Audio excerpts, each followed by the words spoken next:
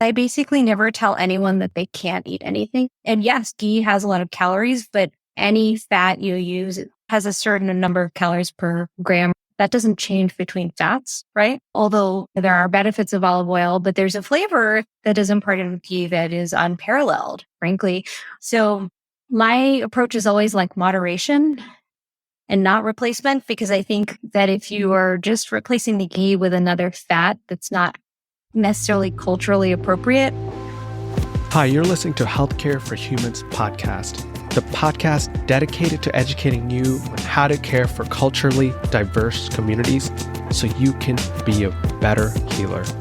This is about everything that you wish you knew to really care for the person in front of you, not just a body system. Let's learn together. Welcome to part 2 of this series on the Indian community. We'll be talking with Dr. Avantika Waring today, who's an endocrinologist and a diabetic specialist and the current Chief Medical Officer of 9am Health, a virtual diabetes clinic. In a previous episode, in part 1 of this series, we talked with Dr. Amy Bhatt, and we reviewed the history of the Indian community's immigration to Washington State. Today, we'll drill down on the topics that's important to know to care for the Indian community in a more granular level. We specifically focus on dietary recommendations for a large portion of this podcast. And I'll say, sometimes it's easier to talk about this than others. If you remember, when we had the conversation with the Ethiopian community with Rahel Schwartz, we talked about a community's traditional food, but we focused on the changes that have been made to the food after people arrived in America. For example, in the Ethiopian community, because teff was so expensive, people were substituting white flour for teff. So in that episode, we talked about how you could replace white flour with whole wheat flour or bulgur for a more nutritious alternative. And that kind of conversation seemed culturally appropriate and respectful. But if you also remember, in previous episodes, we've talked about rice. And rice in the setting of how it is so bad for you, because it was often a replacement food for people's traditional food. It became an easy substitute for so many people because of its availability and price. And it's often led to higher levels of diabetes in many communities. And the conclusion from these conversations was, which is what I learned in school too, is that rice is bad for you.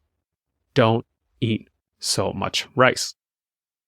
In this podcast, the goal has always been to not advise anybody to avoid their traditional food, because food is so much more than nutrition.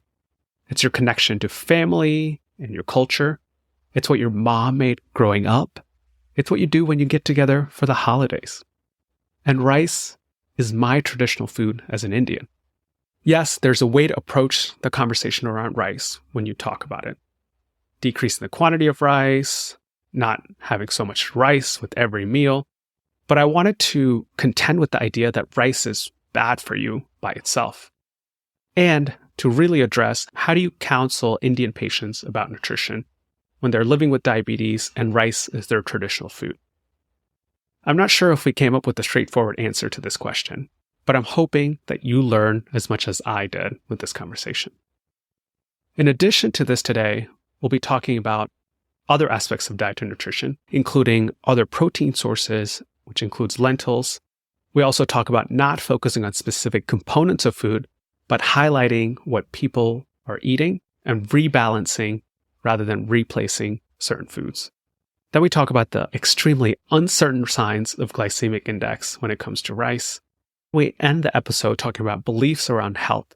Specifically, we talk about what it means to make decisions involving the whole family, the importance of assertiveness when giving health recommendations, which is sometimes in contrast to the shared decision-making model that we use in healthcare. And lastly, the stigma around mental health and how to approach that conversation. Here's Dr. Avantika Waring. Welcome to the show, Avantika. Thanks for having me. I'm excited to be here today. Let's start by just talking about you. Tell me about yourself. So I am an endocrinologist. My name is Avantika Waring. I'm originally from the East Coast. I grew up in New Jersey, where there are a lot of Indian immigrants and many generations of Indian immigrants. But interestingly, I grew up in a town where there were essentially none. So a very unique experience, I think, compared to a lot of other people I met in college and later on who were South Asian families, but came from New Jersey, but other parts of New Jersey where they had a larger community. So I always think that has really shaped sort of my relationship with my culture to a certain extent. Anyway, so I went to do some of my training and education on the East Coast and then ended up meeting my husband, who is not Indian. He's white and Jewish and from California. And so we moved to the West Coast, and I have been out here since now in Seattle since 2016. I was the director of the diabetes program at Kaiser for the state of Washington for our region. And then actually just in May of this year, I left to take a new role as a chief medical officer at a company called 9am Health, which is end-to-end virtual diabetes clinic for people living with type 2 diabetes. And it's just been a really interesting transition for me, using a lot of the same kind of care management skills and population health skills and translating them to a more virtual format. So I also have 3 kids. We were talking about that. I'm sure that'll come up. They're 12, 9, and 6. And yeah, we have a lot of fun. So let's get started. I was talking to you earlier about this, but in a previous episode, which was published right before this, we talked to Dr. Bhatt about just the history of immigration of the South Asian community, specifically the Indian community, to Washington. But we didn't actually go into diet and nutrition and some of the nuances of culture, like holidays. So I think let's cover that first, and then we'll get into the nuances of taking care of people from India and how to manage their health. So food. Where should we start, Avantika? I feel like I'm so familiar with this topic, and at the same time, I knew so little because I was researching about this. There are 28 states in India and 8 union territories. And what we think of as Indian food in America is mostly Punjabi food. Like when you go to a restaurant, you look at chicken tikka masala, and that's what people think is Indian food. But that's such a small sliver of actual Indian food. Tell me, what does Indian food mean to you? Yeah, so I am Punjabi. The dishes that you describe, well, I think they really are the ones that resonate most with people seeking out Indian food, but they're actually not the things we ate at home. And a lot of the things that we ate at home are very hard to find. I'd say now I'm seeing more restaurants where they're bringing out, they'll call it like a home style food or street food or something. And then I find the dishes that my mom actually used to make for us, right? Like bangan bharta, which is so delicious, so healthy, actually very easy to make, but not something you would see often. So Indian food for me is dal, it's lentils. That is the thing that we ate most. With every Indian meal, we had lentils. I think the more important thing to think about is everybody has a different experience. So their like go-to Indian food is going to be something totally different. And I think for our family, a lot of that had to do with time, right? Like my mom worked. And so what she was able to make for us might be different than what she ate growing up as well. There's like this Americanization of the Indian food that isn't really making it taste like American food, but it just pares down like what you're actually eating. And then the availability of the ingredients too, like where we grew up, we didn't have an Indian store. We'd have to go an hour away to get the groceries. So there's just a lot of ad-libbing. So we would have, let's remember, this is the funniest one. I think they are yogurt with Kix cereal in it. Do you know what Kix cereal is? I think I remember it. A little sweet, but they're just tiny little corn puff balls. And there's some Indian crunchy thing that you put in bay to make it like a raita, but we didn't have that crunchy thing available anywhere nearby. So my mom like literally would buy boxes of Kix cereal and put it in our yogurt. And so when I first had it at a place that wasn't my home and it wasn't a little bit sweet, I was like, this is kind of weird. It's not sweet. And my mom was like, that's because it's not Kix cereal. It's like the actual thing, which I don't even know the name of because we ate it so rarely. But, like, this is made wrong. You got the wrong thing yeah, here. exactly. And so I think, what does it mean to me? Like, gosh, it means all things to all people. And I think we could have a really long conversation about the foods that we've eaten growing up. And probably we've eaten some of the same things, but they were called something differently and prepared in completely different ways. Yeah, I was always impressed. I grew up in Durham, North Carolina, but it is part of the immigrant experience as well as you're trying to blend what you grew up with to what you're learning in America. And I was always impressed with how my mom did that. Yeah. Making a masala turkey. It's not like we ever ate a turkey in India, but that was the Thanksgiving dish. Yeah. And I always thought that's what people ate at Thanksgiving. Like when I actually ate a turkey, I'm like, wow, it's so bland. Like, Just like Carousel, yeah. that's what it is. Let's set the context a little bit more about just Indian food. I think people probably have a general sense of what it is. And I was looking up some stats, and part of the reason people do think that Indian food is really flavorful, although it's still pared down in Indian restaurants, is a lot of the dishes have 7 or 8 ingredients with a lot of spices that often don't overlap with each other compared to some American dishes. So that it doesn't seem as bland because there's just a lot going on in each dish. And in the US, I was saying people typically think of Punjabi dishes as Indian dishes, which are mainly tomato, onion based and very creamy. But each region, which I'll put up in the website, has a different kind of Indian food. I'll bring in my experience. I grew up in Chennai, Tamil Nadu, and dosa and idlis. And dosa is really hard to find. There's this one place that makes really good dosa called Ahar. I really want to be sponsored by them, so I'm saying this out loud here.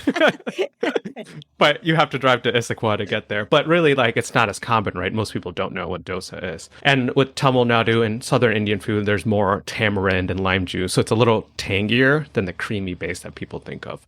But breaking down the different kinds of Indian food, we'll just do it in like a medical context, right? So the carbs typically are rice. There's also breads, chapatis, people may know, parathas, people know that. But also dosas, which I just mentioned, which is like a pancake made out of both flour and also gram. So there's some protein component. The second is protein, which is chicken and mutton often, but also legumes like lentils. And we'll do a deeper dive on that. And then the fat, which is different kinds of vegetable oil, often sesame oil, peanut oil, but also coconut oil, and ghee, which is clarified butter. Okay, let's do a deeper dive into rice. Yes. Avantika, this is a problem. I've had a lot of episodes so far. Yeah. And the thing is, rice has often coined as so bad for people because it takes over other people's native food. But I don't think people understand there's so many different kinds of rice. They not only taste different, but they also have a different reaction in your body. How would you talk about rice? So, in prepping, I was like, okay, let me look up about the different kinds of rice, because I think there are thoughts and theories that I have also held as true. But to know whether or not it is actually true, I really wanted to take another look. And what I really found is that there's a ton of different answers. And the internet basically will feed you whatever it is that you're looking for, So the glycemic index, we should probably just dig into that a little bit further. So again, the glycemic index is a scale that goes, some average numbers might be like in the 40s or 50s or 60s, just to give people an idea of what kind of number to expect. But it basically tells you how quickly and how dramatically a certain food that's got carbohydrate in it will turn into sugar and cause your blood sugars to rise. And has nothing to do with diabetes. This happens to all of us, right? If we all wore a sensor and we ate a bagel, we would see the sugar would go up to some extent. So there's probably hundreds or more types of rices, and there are grain sizes. There's long grain, there's short grain, there's glutinous or sticky rice. And then there's a whole like brown rice, white rice, which has to do with whether it's polished, so they remove the outer husk. Kind of similar probably to any grain. What I found on various websites, which I would say were all reputable, right? They were relating to a healthcare system or a hospital system. The ranges would go from 55 to 96.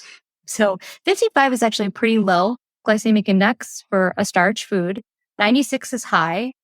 And I feel like that doesn't really tell us a whole lot. And so I don't know, like, what was your take when you've looked into this too? Can we give advice about rice? I'm not sure that I feel like I can. And I'll just say that even though there is some association between the glutinous sticky versions being higher and the long grain versions being lower, it's still not consistent. So the brown rice and the white rice, I saw different websites that actually white rice had a lower glycemic index than certain brown rices. And then I went down this rabbit hole where apparently there's other components of the rice like amylase and amylopectin, and the content of those different components changed the glycemic index of the rice. And I just shut all the windows down, and I was like, I think we're not going to have a great answer for people to say rice is good, rice is bad, eat this rice. So yeah, and maybe the point is that it's more complicated than what we've been taught. We were taught that rice is horrible for you. Don't eat rice.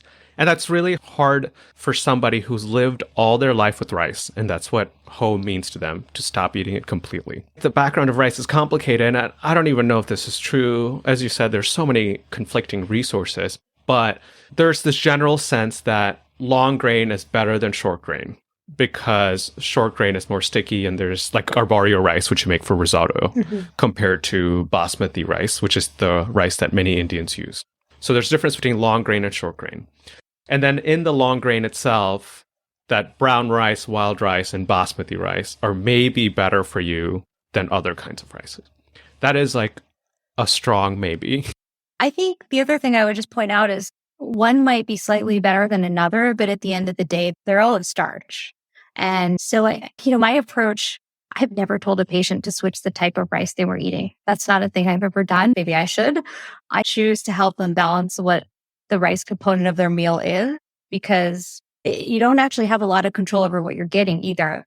So these different types of long grain rice, there's all these different components. Like no one's able to go into the store and say how much amylase is in this bag of rice. And then the cooking time impacts it as well. And whether you cooled it and reheated it is another thing you can go into. So at the end of the day, if it's one component of your multi-component dinner, I just don't know how much that one component really matters. I think what probably matters more is thinking about the other things that are going on your plate. And if this rice is part of your diet, then why would anybody change that? It feels like home. It's also, you need it to sop up the curry. One thing that just occurred to me too is like growing up, we did eat a lot of rice, but it's actually a lot more rice than would have traditionally been eaten, I think, in our Punjabi household, because traditionally we would have chapatis, which are, for anyone who's not familiar, it's like a flatbread made with very unprocessed whole wheat, but it's very labor intensive. You make the dough and you have to roll one at a time. And traditionally, if you are a woman in the house, you are standing and making chapatis and not sitting with your family and eating. And so we would have chapatis sometimes, but not all that often. And I think like for us, and perhaps for many South Asian families who are now living in the States where a lot of women are working or people are balancing in their families, not to gender it, but who's making the food and who's busy in the evening, it's actually quite complicated to have that traditional form of starch with your meal. And putting in rice in the rice cooker is much simpler. My dad often brings this up, which I don't know if it's true, but just a hypothesis. I'm from a small village in India. Technically, it's like 1,000 people. It's called Tamrankote, which is actually close to Chennai. And I swear, like, nothing's changed there in 1,000 years. But part of what we're realizing, even in that village, is the prevalence of diabetes is really increasing by a lot compared to before. And the hypothesis my dad was saying, just from knowing the community, was that people's activity level has really decreased a lot. So even if we control for the amount of rice they're eating, they're like out in the fields doing a lot of manual work and labor compared to now where they're often sitting and not moving at all. And that may have helped balance out some of the caloric intake. As you noted, like, maybe we don't need to focus on just the rice itself, but what else is going along with the meal, and maybe even the activity level after you eat a high carb meal. Or if you're not really that active, do you need that high carb meal that you're... Yeah, or do you need as many meals as you were normally eating? Yeah, exactly. And I want to highlight this, that Indians do fold, wrap, scoop, dip for food, not just a fork and spoon. So we do need rice or chapati or something to eat all the rest of the food with. So it's hard to read anything else without that main component. Okay, the second category is protein. I wanted to talk a little bit more about legumes. And I actually had to look this up because I see it used interchangeably. Legumes, pulses, and lentils. So legumes is the entire plant with the fruits and sprouts. And pulses is the dry seeds found within some legume pods, like dry beans, split peas, chickpeas, and lentils. And I want to really focus on lentils because I think the overall knowledge of all the different varieties of lentils that we said before is limited here in America. And there's like hundreds of varieties. How would you talk about lentils? Yeah, they are a source of protein. They have carbohydrates. Basically, any food that comes from a plant has carbohydrates, right? So unavoidable, but I really think of them as a protein and I encourage people to consume them. They're super healthy. They've got a ton of fiber. They have a very low glycemic index. I live in the diabetes space. And so most of my nutrition counseling has that in mind. And what we're trained on and what you hear in the media is so much of this like low carb, keto, paleo, like all these diets that reduce the amount of carbohydrates. But, when you go out into practice and if you're working with, especially I think a South Asian population where people tend to be less meat focused, not necessarily vegetarian, but some versions of vegetarian, and they only eat meat with certain meals of the day. I actually remember stumbling and being like, okay, so tell me what you can eat that's got protein in it, because I would say egg. We don't eat eggs. There's dairy, so there's yogurt, but it's not so simple, right? You can't just say like, well, have your salmon and broccoli. The imagery of a Western healthy diet doesn't really fit with eating. I wouldn't even call them preferences, but eating requirements of many South Asians. And so I think there's two components to that. I would say that lentils are high in protein, and then the fiber content and the protein makes the glycemic index low because it delays the conversion or the absorption of the carbohydrates. So yes, they're carbs. If you look at the label, there's going to be 45, 60 grams of carbs in a serving of whatever kind of lentil or chickpea or thing that you're eating, but it's not going to hit your blood sugar in the same way that a muffin that had the same content would, or rice actually that has the same content would. It's going to be slower. So I definitely encourage people to use those in their diet. And to your point, when you go to a Western, even a fancy grocery store here, you'll see a fair variety of lentils, but they're very expensive and they come in small pouches for the most part. And so it is a little bit different if you're able to get to an Indian store. Gosh, you can buy like a huge bag of any kind of lentil you want, and it's really affordable. And then you just have to figure out how to cook it. That's like the next step. Yeah. And I want to say that this gets probably overwhelming for some people who've never thought about lentils. And maybe what I want to drive home is that, one, it's important to speak the language of your patients. Language, not just meaning the language like Hindi, Tamil, whatever language they speak, but actually what foods they're eating. And it's a whole different feeling if you start talking about lentils and dal, rather than start out by saying, do you eat salmon or could you eat more salmon? And then two, just having a general idea of what these things are so you at least can ask the right questions to your patients. And you mentioned you ate a lot of dal growing up. Yeah, I love dal. My kids love dal, actually. It's like the most impressive thing I've done as a parent. It is a huge accomplishment, right? Yeah, so there's different kinds of lentils. There's whole, and then there's split and dehusked. So if they're split or dehusked, they're easier to cook with because they don't have that coating. And that's often what dal's made out of. Oftentimes, I think you see lentils in American stores. They're the whole ones, not the split ones. But just remembering that dal is an integral part of the diet, and maybe some place we can get people to focus more on rather than that rice. Yeah. Like not just talking about reducing rice, but thinking about how much dal are you eating? Could you rebalance that portion in your plate towards one rather than other? Yeah. Well, I was just thinking too about like when we're talking about when you go to a restaurant and the dishes that you get, it tends to be like this tomato gravy that is perfect to be dumped on top of a pile of white rice. But that's not how we ate at home. We had dal, and then we always had some kind of vegetable, like a sabzi. And then we'd have the carbohydrate was more of an aside, but we didn't need it to soak up the volumes of creamy chicken tikka gravy. But you go and you eat that and you associate that with Indian food, and it tastes very good because when you put fat and sugar and salt in something, it's going to be really good no matter what it is.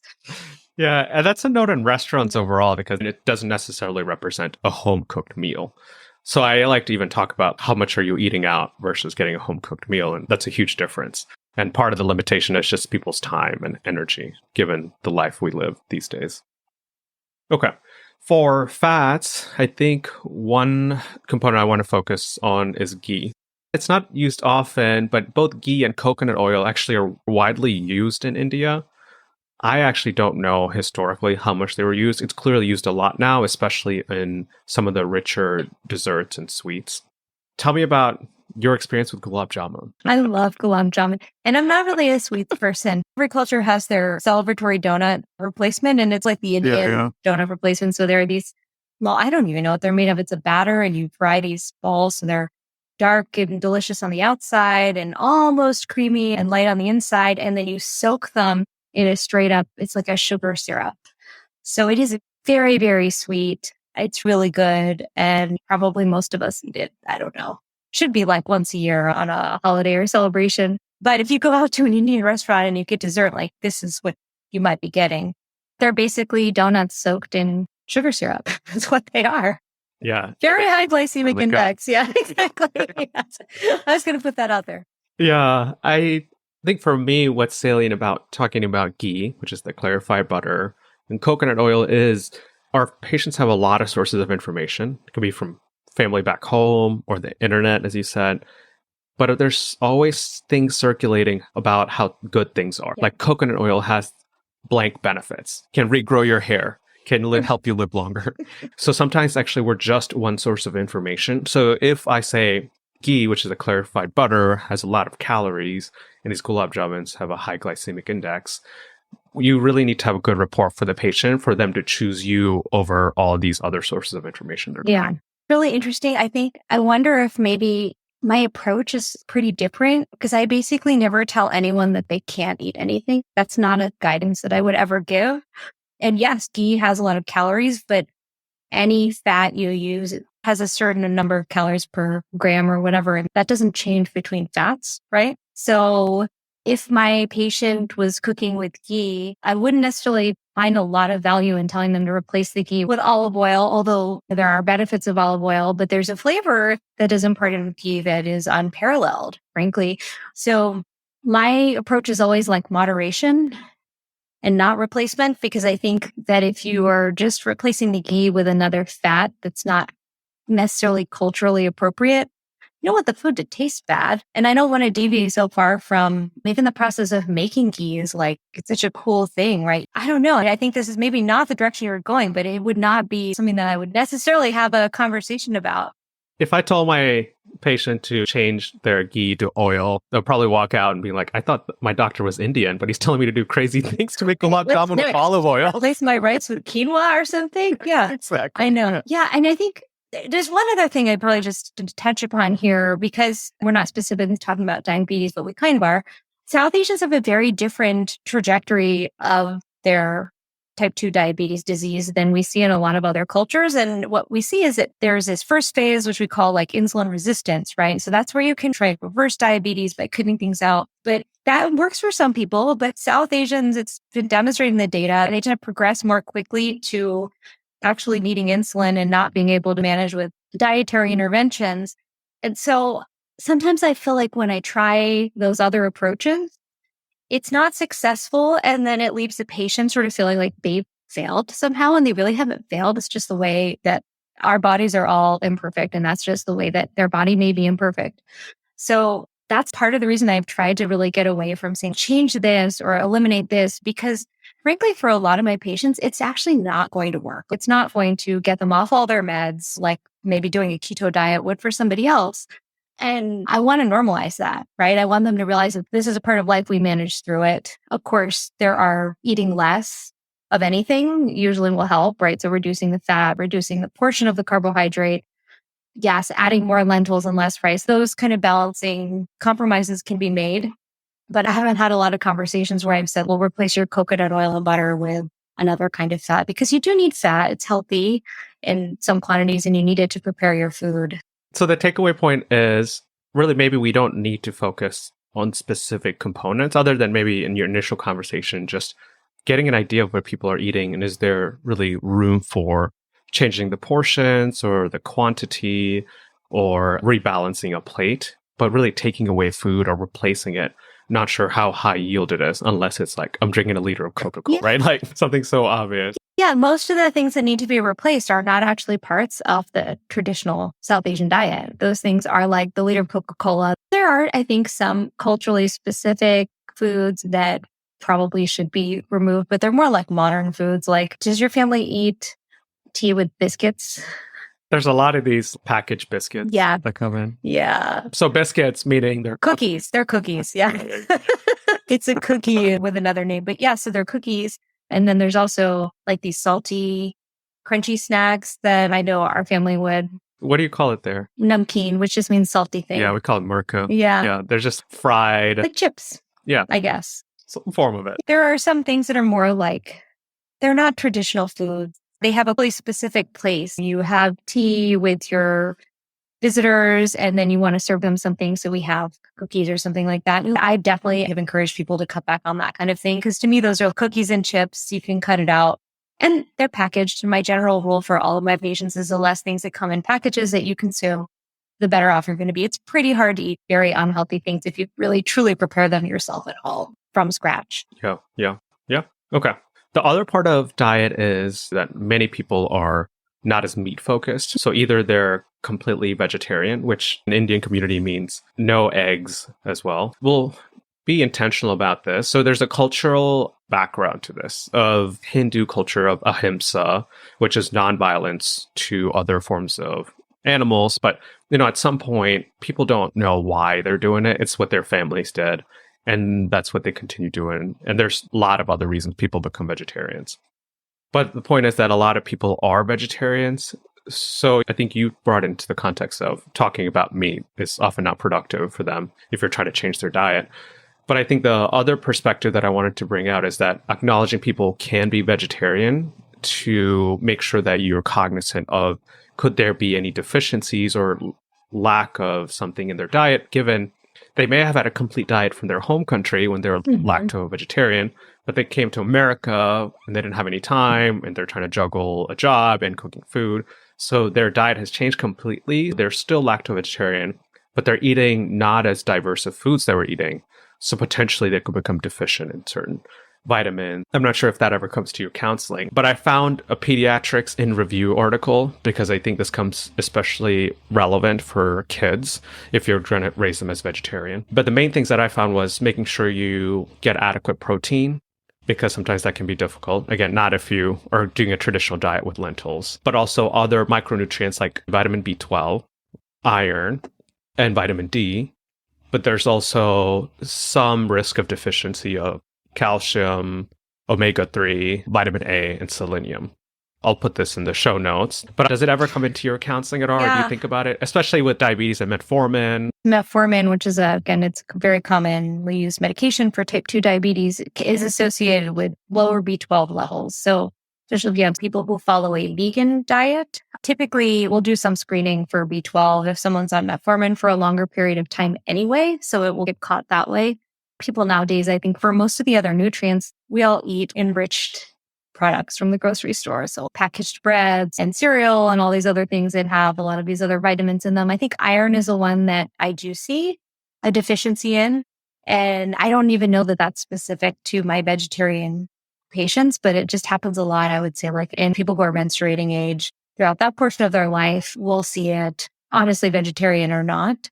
Honestly, I don't see children, so maybe I don't have quite the same concern about the protein deficiency and how that might affect growth. But I don't worry that much about protein because honestly, my mom always used to say this to us growing up. There's a whole world of people who don't eat meat and are mostly fine. So I think this obsession with having a certain amount of some protein piece on your plate is a bit of a Western thing.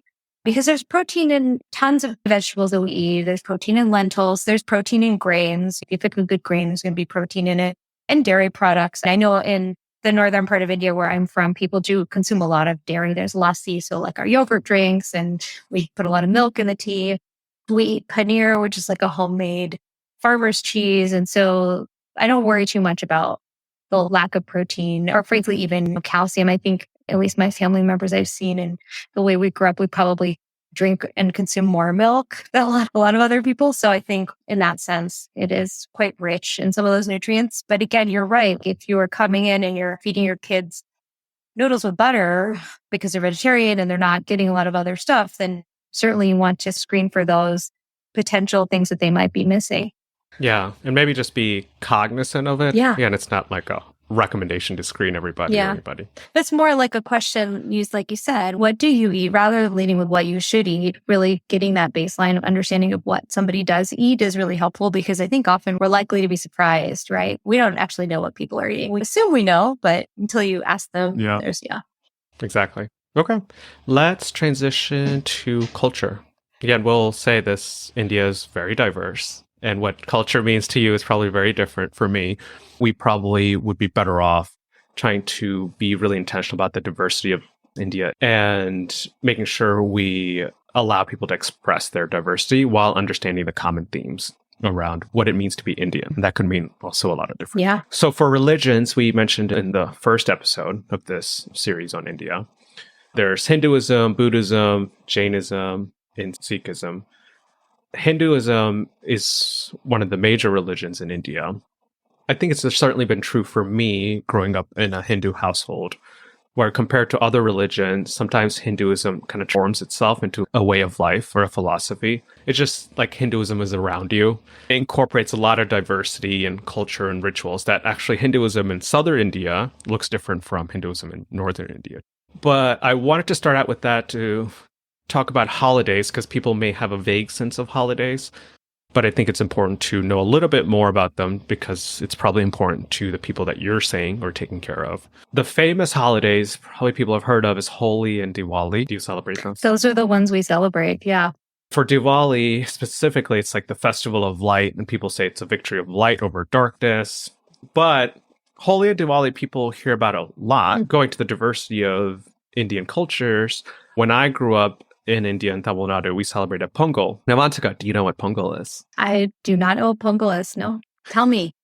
This is funny because I think for me, Indian meant the things that I experienced growing up in Tamil Nadu, and I actually wasn't exposed to a lot of other Indian communities. Yeah. And it was funny, in the first episode, it came out that I studied abroad in India to learn Hindi. I studied abroad in a country that I came from because India was really different than I had imagined to be or knew it to be growing up. And Pongal is actually one of the major holidays we celebrated in Tamil Nadu, where we thank the sun, Mother Nature, and animals for the harvest. It's typically celebrated in January. But we make a special dish called Pongal, which is rice boiled in milk, and we use jaggery, which is like raw cane sugar. It's one of the biggest holidays in Tamil Nadu where people celebrate with food, but also new clothes. Mm-hmm. Which is a common thing, actually, for a lot of the holidays, is you celebrate with new clothes. Yeah. Yeah. Mm-hmm. And I think that brings us together, right? Like food and clothes. Food and clothes, yeah. It's always a good choice for an Indian holiday. Yeah, and I think the Indian in America has its own stuff that, like, you'll find someone who grew up somewhere totally different. I was born in New Jersey to parents from India. There'll be a connection. There'll be some stuff that just happened with both of us, even though thousands of miles apart, completely different friend group and community. When we finally did have a little bit of an Indian community where I grew up, we'd have these community center like dances. So Dandiya Ras, it's like a sort of a traditional dance where you have these sticks that are like about 12 inches long, and you have two of them, and it's like line dancing, actually. You hit the sticks against your partner's sticks, and it makes a beautiful noise, and it's really fun. It's also very easy to learn, so kids can do it. People who grew up in New Jersey around all Caucasian peers can learn it very quickly too, like myself. So it's a really fun event.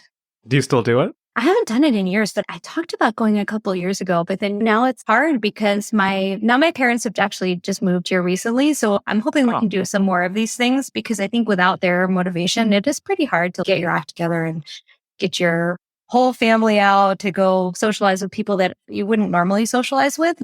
It takes an extra step. But I am finding as I get older that it is more important, because I want my kids to, they probably do already know as much as I did growing up, but I wanted to go even further. Yeah. This is also a common theme, but I think especially salient with retaining community and trying to retain that cultural identity.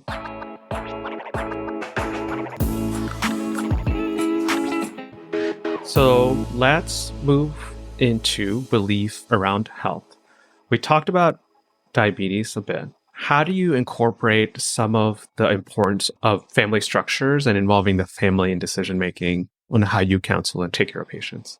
So I think the family involvement for a standard visit with someone who's not from a South Asian background, I might just assume that I'm only communicating the information to the patient themselves. But a lot of times we'll see my patients who are from South Asia, and particularly from Indian families, they come with another family member to the visit. It's very common. And actually, with the email messaging, sometimes another family member will be doing most of the email messaging back and forth with me. And I think when I started out seeing patients, I felt like uncomfortable with that, because we're trained in medical school and residency that you have that permission. You can only communicate with the patient themselves. It's private health information, and it's very stressy. You're really supposed to focus on your individual patient.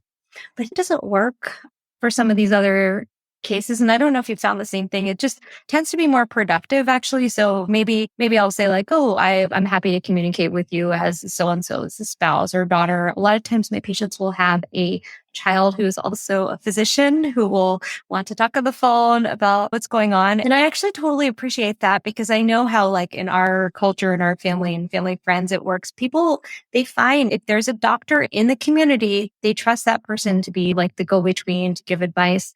So I think being able to respectfully and flexibly engage with other parts of, I guess, and you would call it like the family care team is really important, I think, in building trust with the patient. And they'll feel better about it if you also spoke to their friend's nephew, who's a, I don't know, nephrologist in Albuquerque, right? It might seem totally random, but they trust that person to give good advice. And if that person wants to talk to me, I'm totally happy to engage in that as well. So I think just being really open to the community that's caring for the patient, not just the patient themselves, is really helpful. And then I think just with decision making, and I think this is something you maybe wanted to touch upon as well, I found there is not, I wouldn't call it deference, but a lot of trust and respect for the medical community and medical providers. So sometimes saying like, well, do you want to try this or do you want to try this? Some studies say this is okay, but you can also try this because I think we're moving more in medicine to letting patients have more choice and decision making, which is good. It's not a bad thing. But I've definitely had conversations with outpatient patients where they're like, you're the doctor. What do you think I should do? And I think it comes back to that sense, especially because I am also a South Asian doctor. They probably are like, oh, it could be that I could be auntie's niece who's here in the visit with them. So it's almost a slightly different relationship. And if I engage even on talking about the foods by using some traditional words to refer to things, I think it creates like it's a different doctor-patient relationship than I might have with some of my other patients. Yeah, and I'll go with the first point that you made, that it's a common phenomenon that another doctor is involved that they know personally because there's a lot of Indian doctors. We're going to talk about the reasons for why that is with Dr. Bhatt. But still, this is going to be a situation you're going to be in, and it's best to incorporate that into your care plan rather than feeling like challenged if somebody's going to be like questioning you, because everybody just wants the best for this family member they care about and want to understand. Yeah. And also sometimes that other doctor who's called to talk to you is also my generation. So we'll see this scenario where it's like an older patient and their friend from whatever Indian community, and then they have a son or daughter who lives somewhere else. And so when I've talked to those other doctors, it's not like contentious or stressful. They're like, yeah, my auntie told me to call you because other auntie wanted advice. And we're doing the thing of being the good younger generation of the community to connect and help support our elders, which is another really important concept in Indian communities and culture. Maybe we should define aunties. That it's just not meaning you're related. Aunties are everybody's an auntie. Yeah. Everybody that's Indian and older than you and you kind of know. Yes. And actually, I try and tell my kids to call it even non-Indian older people, auntie and uncle. And the other day, my 12-year-old was like, but they're not Indian. Why am I calling them auntie? And I'm like, it doesn't hurt. It's still nice. Yeah, exactly. And then the second point that you made about, I would say, respect to authority. I don't want the takeaway message to be, we need to go back to this paternalistic way of care that people are used to. They want to be told what to do. But there is value in assertiveness. I think people really doubt you when you're really uncertain. And sometimes I think because even my training and how I've been trained here in America, admitting uncertainty is good because you don't want to be so definitive when you don't know. But when you're vocalizing uncertainty, I think it can come off in certain ways that you don't know what you're doing. So the patient may lose trust in you. It's like, that person actually didn't know. He said I could do this or that. And I went to him to tell me what to do. So I think just finding a way to be warm, respectful, and assertive, there's probably like a art to that. Yeah. And I think also this is true for all patients. Patients will sometimes say, okay, well, I see those two options. So what do you think I should do? And this is not just Indian patients. I've asked my doctor this because sometimes I find this shared decision making really stressful. I'm like, I make decisions all day in my normal life. I'm here and I just want you to tell me what to do. So responding to that and saying, okay, well, asking me what I think you should do. And this is what I'd like to try. And if it doesn't work, we can always change course. But I think having a little bit more, like you said, a little bit of directiveness is not always a bad thing. So yeah, exactly. Okay. A few other things about beliefs around health and how to navigate that. One is I struggle with this because I think it's like a common immigrant experience too about stigma around mental health. It's probably underdiagnosed. Yeah. And I also would bring up like some of the standardized instruments that don't do justice in screening because a lot of those instruments like PHQ, right, they were tested on English speaking patients and American culture. And interpreting that is really different if you're Indian, especially if you don't speak English. Yeah. So I don't know how accurate that is. Do you find that's true? Definitely. I think part of it, like you said, is some of it is a bit of an immigrant experience. I can't speak to what the conception of mental health is in India now because I've not been there for a long time. I don't live there. Hopefully things are open and changing. But there is a bit of this, and I think I grew up thinking this as well. There are so many things that are bothersome in life, and you should just work hard. And these are minor problems, and it's not a big deal. And I think that sort of grit and toughness that as immigrants and kids of immigrants, we try and show up with every day. It doesn't do service to the fact that there may actually be things. It's not whether it's a big problem or a little problem. If it's a problem for you, it's still a problem. And it's probably being very big about it because I also don't think I have very good skills in being able to discuss this very well, partially because of just like the way I was raised. And if my parents listen to this, it's not because of anything they did wrong. So it's just, there's a language. Like my husband actually is a psychiatrist and his mom is a therapist. And so the language that happens in that side of my family is very different than the language that we use in our family. And my parents are extremely caring, would always want all of their family and friends to take the best care of themselves. But we often don't have the words. Because I think that's how I would say it. Yeah, I don't know if this is universally true. Just reflecting back, I think there was also a sense that we made it to America and life's hard, but life was harder and life is still very hard for people back home in many ways. So we should be grateful. And then that undermines things that you're experiencing. Sometimes you want to name depression, you want to get that diagnosis to really go down this clinical pathway and algorithmic pathway that we're used to. But sometimes you don't need to, like even acknowledging that things are difficult without trying to put a name to it. I wonder too, have you seen a lot of somatic concerns that seem to be linked back? I've definitely have had a handful of, especially older Indian patients who there's just a lot of physical symptoms. There's one after the next, and we really work hard to try and figure them out. And it seems tied to mood. And actually, in a couple of those scenarios, what's been really helpful is talking to the patient's child, because they will say like, well, I think that they are depressed, or I think they're very anxious, but they don't think that. They think they're having a problem with their kidney or with their hips or something like that. And that's really a hard one because I never want to make light of someone's physical concerns. I always want to take that seriously, but it's helpful to think about whether that's the language that they're using to describe how they're feeling. That maybe is not like, I have depression or I have depression with anxiety, like we might now see on TikTok or something, that is very easy to say these words with a younger generation, which is great, but it's not how they're able to express their internal feelings. Yeah. And I've thought about this a lot too, because it is a common phenomenon of somatization of mental health complaints, specifically depression, anxiety. And there's one way to approach this. You're trying to fight to change the perspective of the patient, get them to acknowledge it's depression, not like what they're feeling. And there's another way to reconsider that we in Western medicine have really separated the mind and body so much that we say depression, we have this sense of like mood. But really, I mean, depression is often a physical symptom too, like heaviness, right?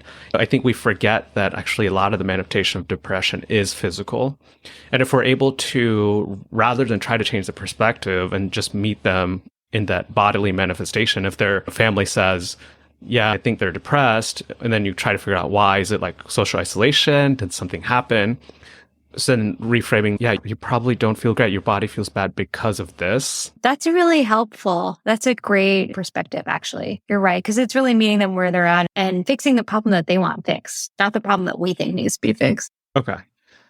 Anything else about values that you feel is important that you've come across? What's that movie that came out about closed awareness? This idea that you hide the seriousness of the illness for the patient who's experienced it so they don't suffer mentally. I think in Western medicine and our current way of healthcare, we want to be direct and honest. But I think people's interpretation of some of that is like increasing the suffering when people are already suffering in some way. Yeah.